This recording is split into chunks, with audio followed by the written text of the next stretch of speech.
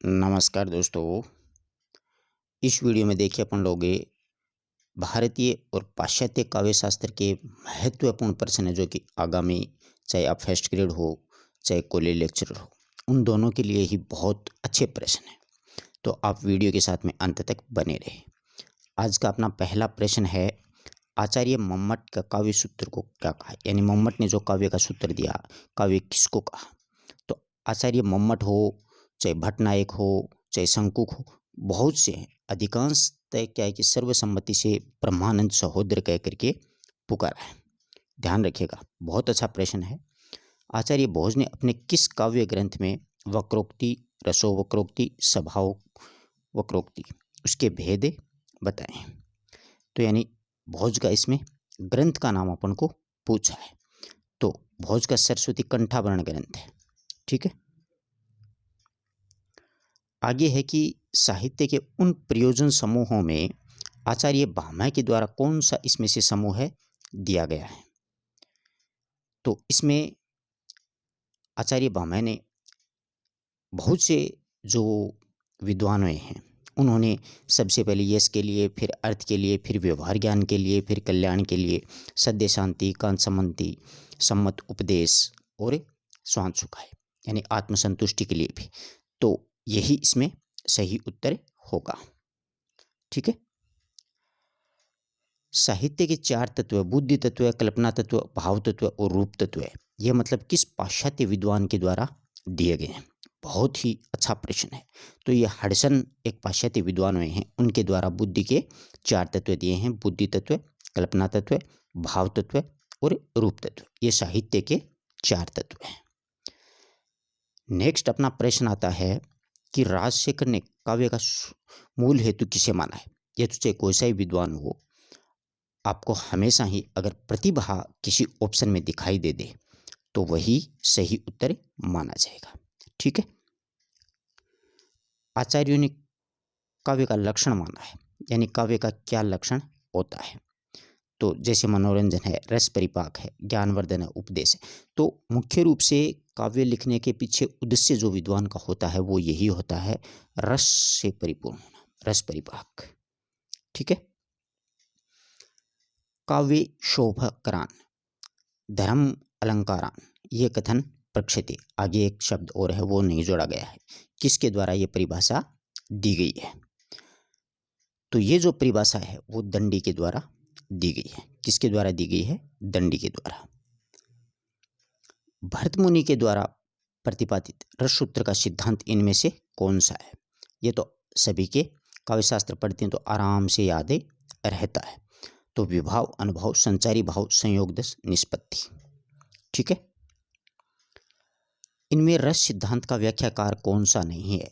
जैसे भट्टलोलट है, शंकुक है, भट्टनायक है, अभिनवगुप्त है, आनंदवर्धन नहीं है। ठीक है। 60 के प्रश्न का सही जवाब होगा आनंदवर्धन। ध्वनि सिद्धांत का प्रतिपादन आनंदवर्धन है, वो कौन है? ध्वनि सिद्धांत के ही प्रतिपादक है। ठीक है। अगला प्रश्न है अपने सामने कि रौद्र रस का स्थायी भाव, आराम से कर दोगे आप लोग। रौद्र का क्रोध, भयानक का भय, जुगुप्सा का विभत्स और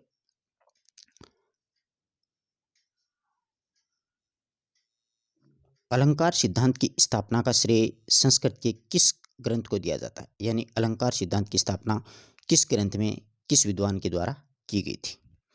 तो अलंकार, काव्य अलंकार भामह के हैं, वो अलंकारवादी आचार्य माने जाते हैं। इन्होंने काव्य में अलंकार को स्थान दिलवाया था।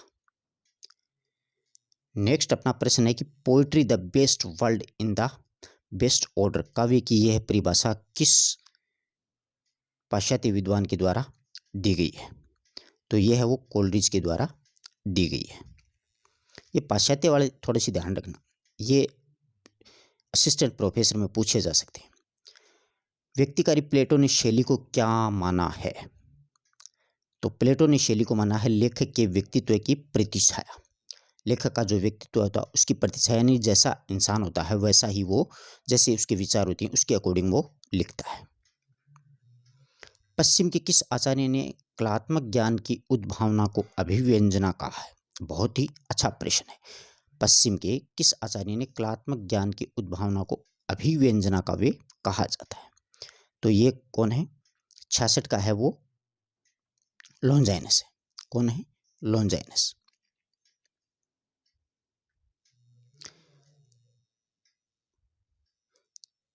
अगला प्रश्न है अपने सामने, यूनान के शारीरिक विकारों की शुद्धि को विरेचन कहते हैं, किंतु अरस्तु के काव्य सिद्धांत के रूप में विरेचन का प्रयोग किस अर्थ में किया गया है? तो ये जो है विचारों और भावों की शुद्धि के लिए कहा, विचारों और भावों की शुद्धि। लॉन्जाइनस के द्वारा स्थापित औदात्य सिद्धांत को, औदात्य का अर्थ इसमें क्या दिया गया है?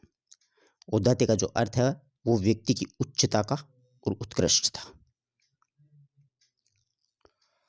नेक्स्ट है कि टी.एच. इलियट के द्वारा the use of the poetry and the use of the criticism में स्पष्ट किया है कि संसार में कोई भी जो वस्तु है वो दूसरी जो वस्तु है उसका स्थानापन्न नहीं बन सकती।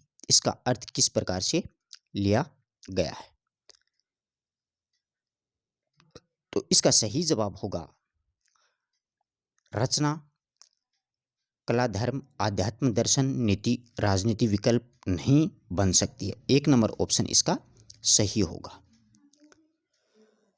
अगला है कि आई.ए. रिचर्ड ने साहित्य संबंधी अपनी स्थापनाओं का किसे आधार बनाया है? रिचर्ड ने साहित्य संबंधी अपनी स्थापनाओं का आधार किसको बनाया है?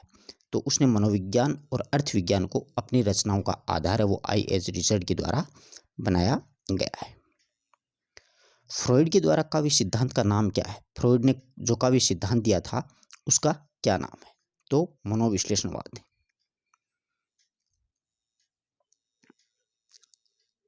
अगला अपना प्रश्न है कि यथार्थवाद को किस विद्वान का दर्शन से जोड़कर देखा जाता है, यानी यथार्थवाद है उसका दर्शन किसने दिया है? तो मार्क्स के द्वारा दिया गया है।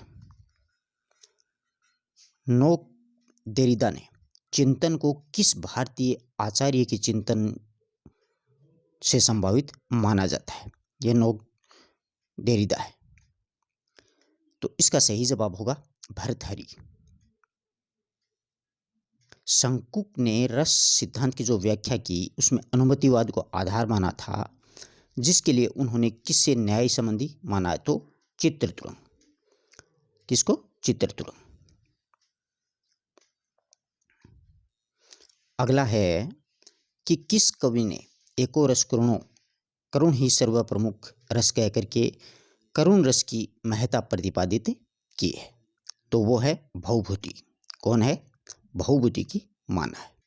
तो इस प्रकार से अपन ने भारतीय और पाश्चात्य काव्य शास्त्र के अच्छे प्रश्न लिए हैं।